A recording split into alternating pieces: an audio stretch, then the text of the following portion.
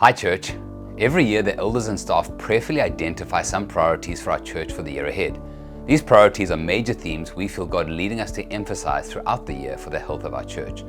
Because they're the most important things we want to grow in together, we will keep coming back to them over and over in our services. They're particularly important for us after having sent out 2 church plants in 2022. And all of our ministries have aligned their activities and resources towards these as well, so that there's a sense of synergy across RHC. Now, why am I sharing these with you today?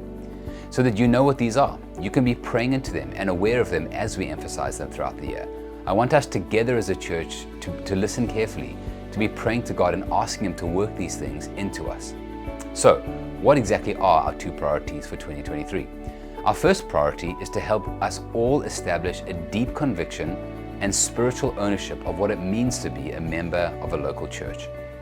Amidst the changes brought with COVID, planting out and church growth, we want to help bring a common understanding of what the local church is, both theologically and practically.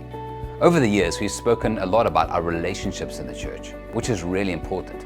But church is more than just our relationships.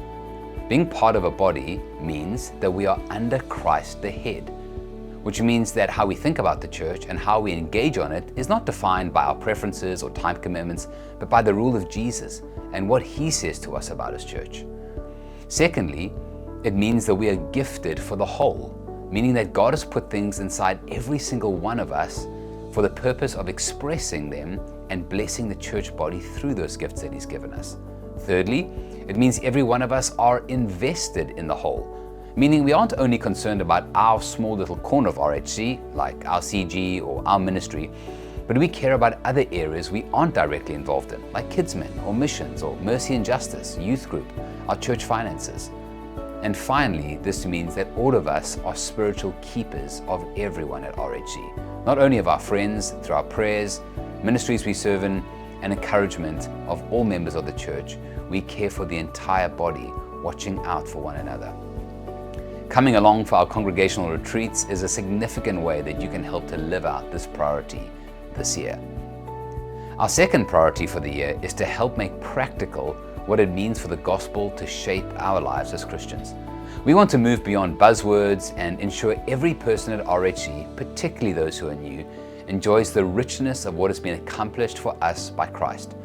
To make this practical and simple, we've broken down the gospel into a 4-part framework to help each of us grow in gospel centrality and to help one another do the same. This simple framework is designed to give us a common understanding and common language about what Christ has done and what it means for our lives. We want to press that reality deep into our hearts. So, what are these 4 elements? Firstly, the gospel is good news, not implications. God saves sinners, and the gospel is about receiving what God has done primarily, not primarily about what we do for Him. Secondly, the gospel is about a person, a relationship with God, not simply a philosophy. God saves sinners for Himself, to bring us into relationship with Himself, where we know Him deeply, we enjoy Him, and not simply to have our status changed from sinner to forgiven sinner. Thirdly, the gospel is rich, and it applies to everything.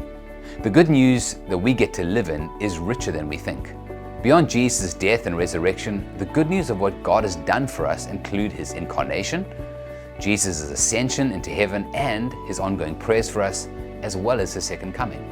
We want to explore how each of these elements applies to the various circumstances of our lives. And finally, the gospel changes us at a heart level. We are not simply at RHC about behavior modification at a surface level, asking people to behave externally, but rather we believe the gospel changes our hearts at a deep level so that we now love God from our hearts and obey Him from these transformed hearts.